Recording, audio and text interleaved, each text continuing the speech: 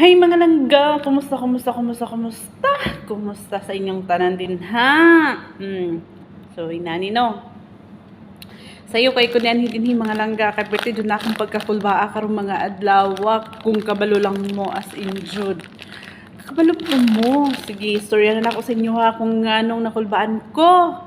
Sus, Ginoo ko kaya nga ako ang huna-huna kagahapon, kagabi pa or ganinang buntag as in Jude.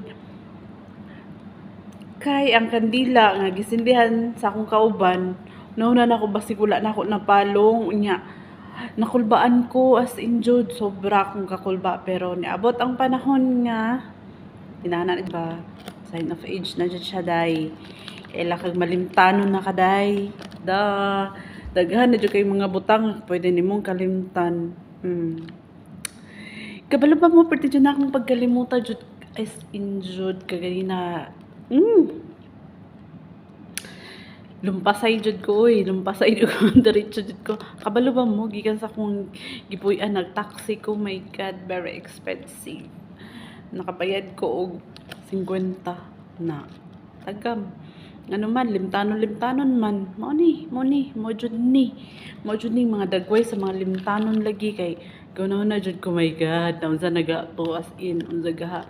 Kaya nag-istorya man ko sa kasi bakla. Kay last time siya ang closing kay naaman ko sa nako hotel arrangement ato mga time. Ana sa sakwa. Ate MJ. Ano nangyari sa'yo? Uy, ano ko sa... Ano nangyari sa'yo? Nakalimutan ko yung candle na nasinindihan ko, pumutok. Sumoto na sa kung huna-huna. Diyos ko, gisindihan na po niyang kandila rabag hapon. O nalintan na ako. So, taon na lang. Hindi buto ba? Sa baga, siyempre, karayo gid na, no? Ay, as in, kakulba gid na ako.